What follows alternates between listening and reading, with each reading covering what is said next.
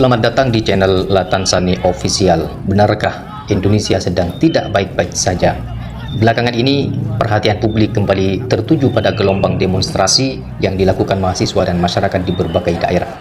Mereka turun ke jalan membawa berbagai tuntutan, mulai dari kebijakan perpajakan yang dinilai memberatkan hingga persoalan kelangkaan bahan bakar minyak atau BBM yang mengganggu aktivitas masyarakat. Pemandangan seperti ini kemudian memunculkan pertanyaan besar, apakah demonstrasi yang terjadi merupakan tanda bahwa Indonesia sedang tidak baik-baik saja? Maka dari itu, ayo kita tonton video selengkapnya.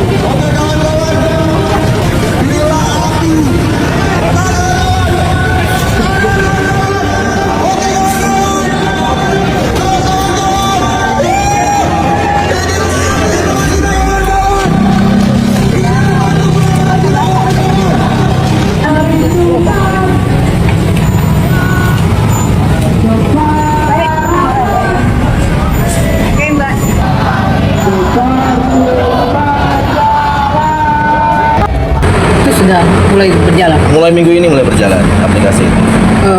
Untuk masing-masing PT sendiri ditargetkan berapa sih Bang? Saya targetkan untuk pertama ini semua perumahan diupdate dulu. Semua perumahan sekota Cilegon. Karena di masing-masing wilayah kan ada perumahan.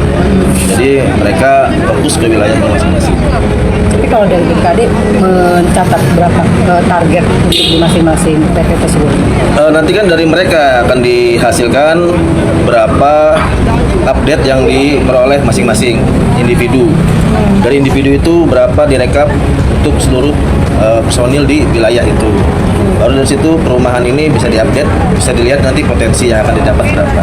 Hanya khusus di perumahan saja Bang? Untuk langkah awal di perumahan, ya. Nah, selanjutnya nanti baru ke luar perumahan. Sebelumnya seperti apa sih Bang sehingga harus pakai aplikasi ini gitu? Ya sebelumnya petugas kami itu hanya mendata, contohnya kalau wajib pajak si A ini hanya mendata restoran aja, si B nanti mendata reklame saja. Nah sedangkan dalam satu objek pajak itu ya, satu wilayah tanah itu ya, di atasnya bisa ada restoran, bisa ada reklame, bisa ada air tanah, bisa ada PBB-nya gitu kan. Satu restoran itu bisa punya 4 kewajiban atau 5 kewajiban. Nah saya menerapkan satu orang itu megang satu aplikasi yang nanti menyeluruh, jadi nggak berbagai orang. Ini juga untuk mencegah kebocoran pajak. Ya bisa gitu. Jadi kita lebih mudah memantaunya. Habis antek asing sekarang muncul istilah. Oh, jadi ternyata adiknya toh. Siapa di sini yang baru tahu juga kalau pengganti kepala bagian yang baru Sudaryono itu ternyata adiknya Bu Nani Estian. Sumpah ini baru tahu juga loh. Ternyata mereka kakak beradik. Durasi panjangnya ini. Bagus semua ya nasibnya. Ada juga. Ya semoga bisa sukses ya membawa aplikasi ini merapat ke pelabuhan ke arah yang lebih baik tentunya. Dan kita sebagai rakyat akan terus memantau dan mengamati dan juga mengkritisi ketika ada hal yang tidak benar terjadi. Habis antek asing sekarang muncul istilah baru guys. Londo ireng. Capek deh. Nih buat kalian selalu teriak-teriak. Kalau nonton video itu jangan dipotong-potong. Coba nonton durasi panjangnya. Oke, kalian tak turuti nih durasi panjangnya ini. Ada juga media-media yang Walaupun kita sudah perbaiki 67.000 sekolah, dia cari sekolah yang belum diperbaiki, dia foto besar, taruh di halaman pertama. Aduh, dia kira kita nggak ngerti. Saya nggak sebutlah media mana itu. Kalau saya sebut ya pada saatnya akan saya sebut. Ada orang-orang Indonesia yang ini bukti bahwa senang Prabowo itu orang mengabdi dan berbakti bebal kepada parah. banyak penasihat itu yang dulu kita sebut London bicara tanpa teks. Ikut Belanda perang lawan kita. Aman, baca aja Pak. London ini ada kata-kata yang keliru. Sampai sekarang masih ada. Kalau di luar hanya dia kadang-kadang ya kan baju lain ya. Wartawan. Yang ditunggu wartawan itu pengamat. LSM. LSM kita tanya. Enggak, hari ini yang gaji lo siapa hari itu Pak? Penasehatnya aja Indonesia nggak akan dibungkus. kolaps. Namanya penasehat kan ngasih nasehat. Bulan April dan itu akan nasihat kolaps. bagus loh sebenarnya. April liwat nggak nggak kolaps. digubris anjing.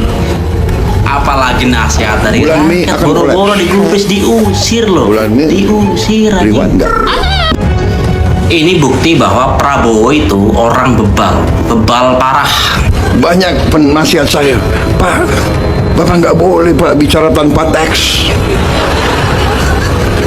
Paling aman baca aja Pak. Nggak mungkin ada kata-kata yang keliru di situ. Kalau di luar teks kadang-kadang ya kan, nanti yang ditunggu wartawan itu aja.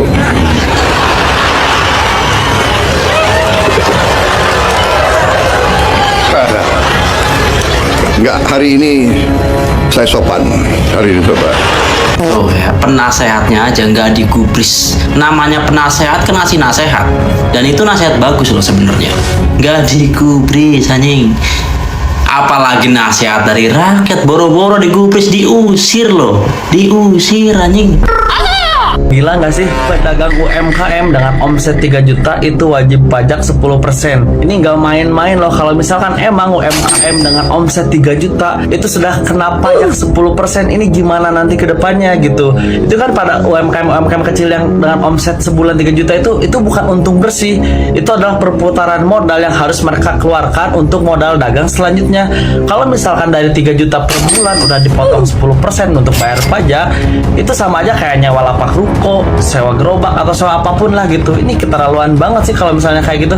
Kenapa bukan dari kalian para aparat pajak dan juga pemerintah, kenapa nggak bantu UMKM skala mikro ini? Mereka yang jualan pentol, jualan gerobakan kayak gitu, ditanya omset 3 juta, 5 juta itu udah harus wajib pajak. Mana mereka datangnya dengan Satpol PP lagi, kan gila banget sih ini. Sampai pedagang kecil pun dipajakin gitu yang 3 juta. Ya bener aja. Ini gimana nanti ke depannya sih pedagang-pedagang kita ini, bahkan kita tuh pada Kalian mau bukti bahwasannya kita itu memang benar-benar dijajah sama negara kita sendiri? Ini dia videonya.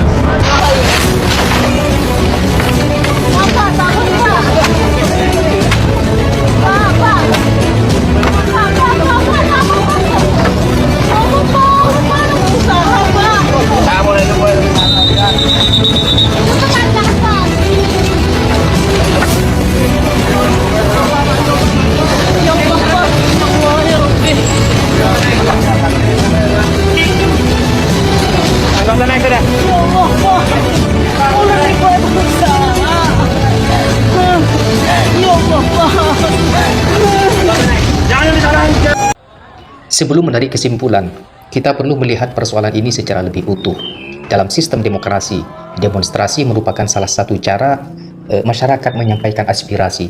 Ketika dialog dianggap belum cukup atau kebijakan dinilai tidak mencerminkan harapan publik, aksi turun ke jalan menjadi pilihan untuk menarik perhatian pemerintah dan pembuat kebijakan. Karena itu, munculnya demonstrasi bukanlah sesuatu yang otomatis menunjukkan kegagalan sebuah negara. Namun, demonstrasi dalam skala besar seringkali menjadi sinyal bahwa ada persoalan yang dirasakan cukup serius oleh sebagian masyarakat, sehingga perlu mendapatkan perhatian lebih. Salah satu isu yang menjadi sorotan adalah kebijakan perpajakan. Pemerintah berpendapat bahwa penerimaan pajak sangat penting untuk membiayai pembangunan, pendidikan, kesehatan, infrastruktur, dan berbagai program sosial. Tanpa penerimaan negara yang memadai, pembangunan akan sulit berjalan secara berkelanjutan. Di sisi lain, sebagian masyarakat mempertanyakan apakah beban pajak yang mereka tanggung sudah sebanding dengan manfaat yang diterima. Pelaku usaha kecil, pekerja, hingga masyarakat kelas menengah berharap kebijakan perpajakan diterapkan secara adil, transparan, dan tidak semakin menekan kondisi ekonomi yang masih menghadapi berbagai tantangan. Selain perpajakan, persoalan kelengkapan BBM juga menjadi perhatian besar. BBM bukan sekedar kebutuhan bagi pemilik kendaraan. BBM merupakan penggerak roda perekonomian.